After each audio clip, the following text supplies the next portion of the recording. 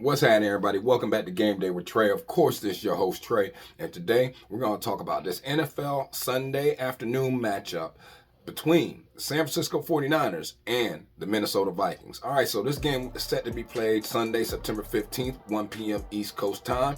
All right, the line was the Vikings +7, over under 45.5. It's since moved to the Vikings +5, and the over under is at 46.5 right now, guys. So the over under has gone up. All right, now this game will be played at US Bank Stadium, all right, in Minnesota. And let's take a look at this matchup real quick, guys. All right, now on Monday in week 1 versus the New York Jets, the 49ers scored in every quarter on the way to a 32-19 win. Brock Purdy finished 19 of 29 for 231 yards, and George Mason, he only had 28 carries for 147 yards, guys, and a score. You know, that's a very good job for a young man a lot of people didn't know about, especially a lot of people were kind of worried, you know, with CMC not out there. We know how that thing goes, but, you know, that's the 49ers. You know, that's how they kind of do. They're a very good team when it comes to stocking the cupboard. They know how to draft. They know how to develop over there. John Lynch is doing a great job, and, you know, Kyle Shanahan's a beast of a coach. You can't question him right now.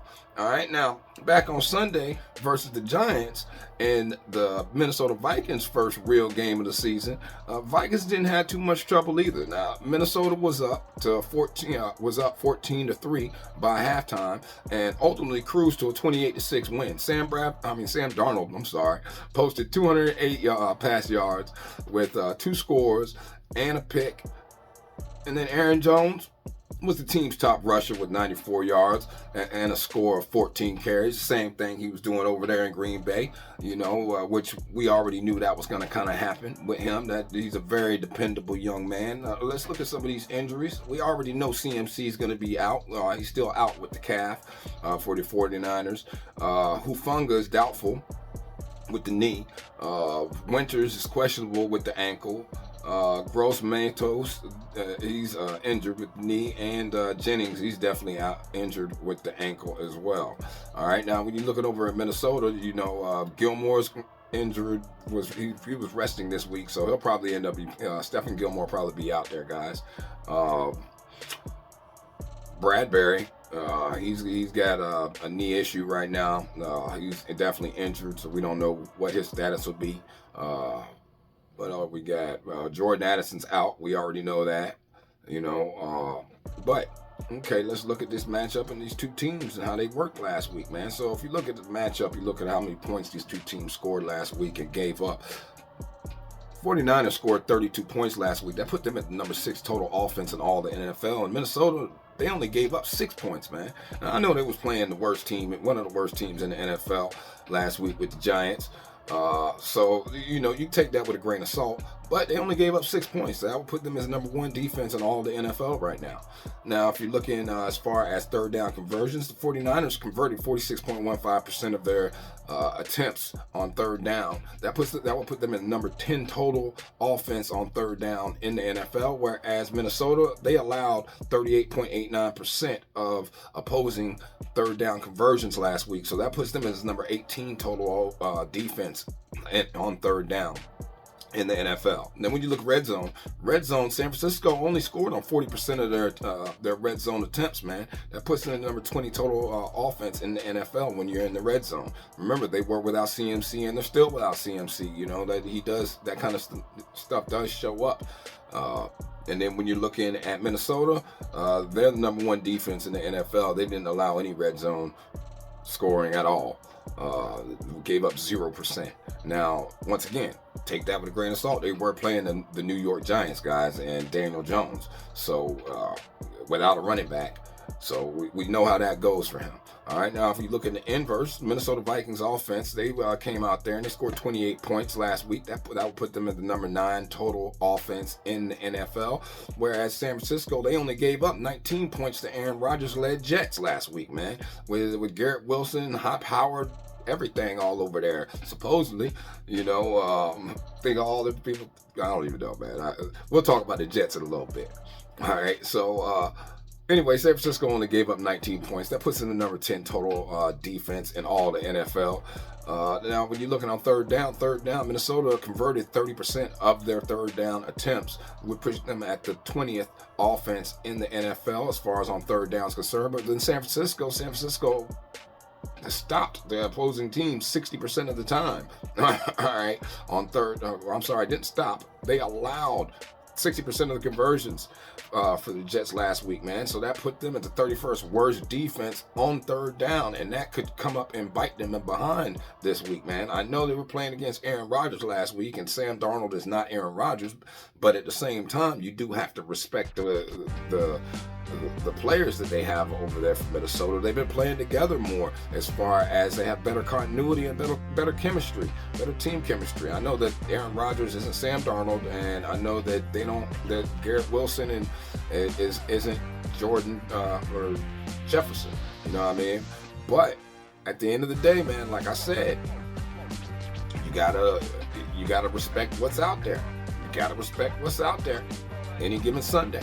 Okay, now if you look at red zone, Minnesota scored 100% of the times that they got the ball in the red zone against the Giants. Okay, and San Francisco allowed 100% of the scoring to happen when Aaron Rodgers reached the red zone. Once again, not good when you're playing against. I mean, I understand Minnesota is not.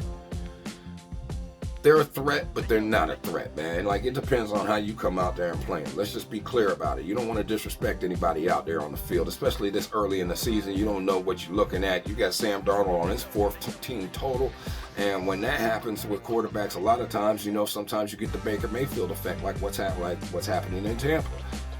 Just look it up, guys. It's a fact. Quarterbacks on their fourth team just seem to do better when they get to their fourth team for some odd reason.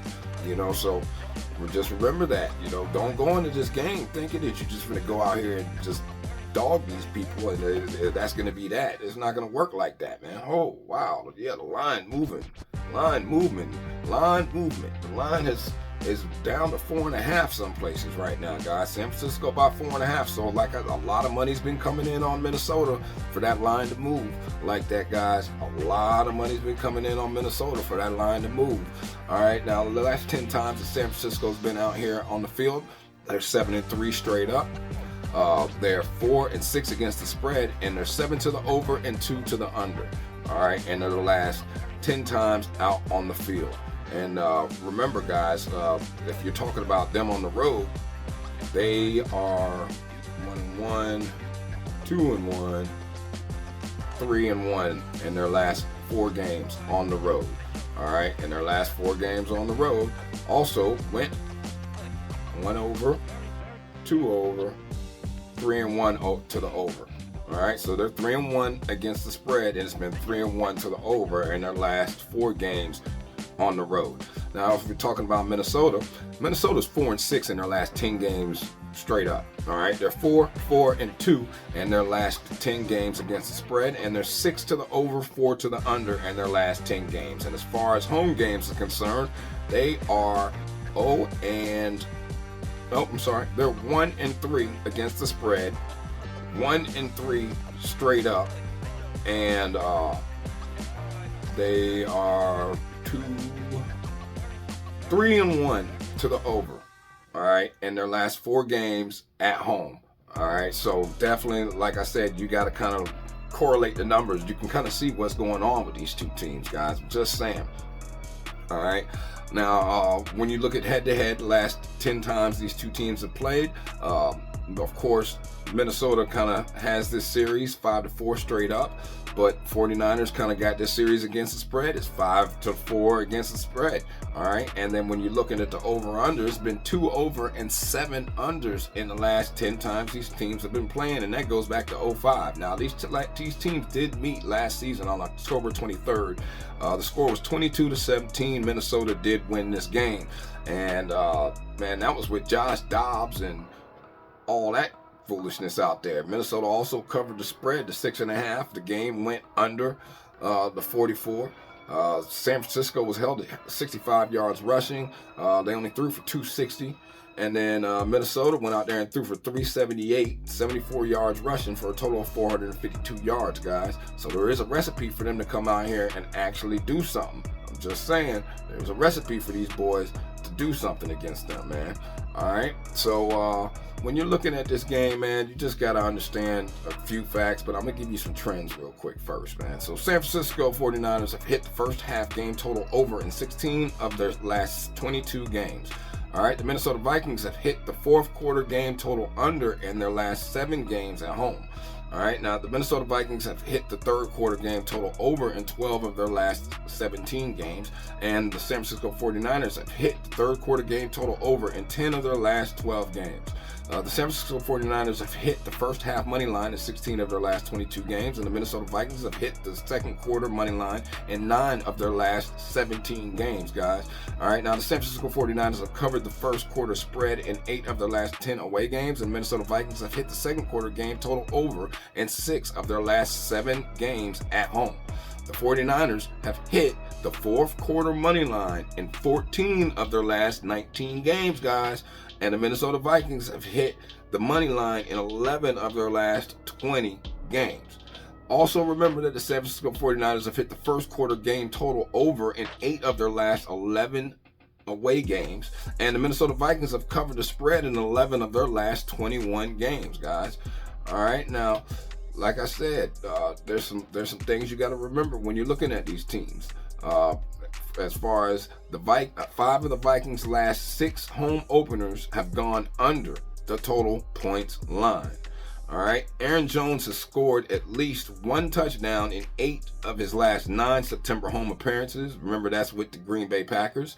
He's also recorded 94-plus rushing yards in each of his last 6 appearances with the Green. And remember, take that with a grain of salt. Back with the Green Bay Packers. T.J. Hockenson has recorded 53 receiving yards in each of his last 6 Sunday appearances, guys. All right, and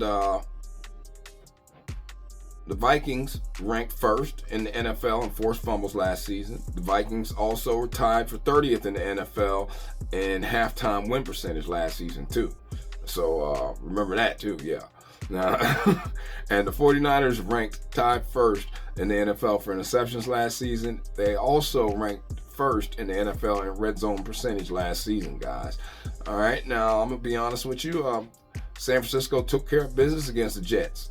401 total yards, 25 first downs, 0 turnovers, and a 38-minute and 40 seconds time of possession is definitely a nice offensive effort. That's an amazing offensive effort. The 49ers defense held New York in check with 266 yards, 68 rushing, 14 first downs, and 2 takeaways against Aaron Rodgers, not Sam Darnold, okay? And that's for Minnesota. They're coming off a nice win against the Giants, but let's remember, it is the Giants, man. Minnesota posted 312 total yards against them, 201 passing and 17 first downs. However, they also had a pair of turnovers and went a rough 3 of 10 on third down tries, man. The Vikings should be able to compete here. I'm not saying they can't, all right? Especially if they get more consistent. But I gotta rock with San Francisco. The lower this number gets, the better it is for me. Okay, and if I can get it at the 4.5 or even the 5, I like the 5 too. I like San Francisco to cover that number. I'm definitely gonna put that one in. And as far as my locks are concerned, or my lean, I'm definitely leaning right now a little bit towards the over, man, because I think that the Vikings will be able to put up some points, but really not enough. All right, and I think the 49ers will come out here and do what they can do. You know, I'm leaning towards the over in this game, the over the 46.5, and I definitely like the 49ers minus the 5, minus the 4.5. Let this number keep getting lower. You know, I love it, man. I love it, but I don't know. Y'all let me know in the comments. Please like, subscribe. I hope this information helps you. Have a blessed day. Stay safe, and I'm going to holler at y'all, man. I'm see you at the window. Peace.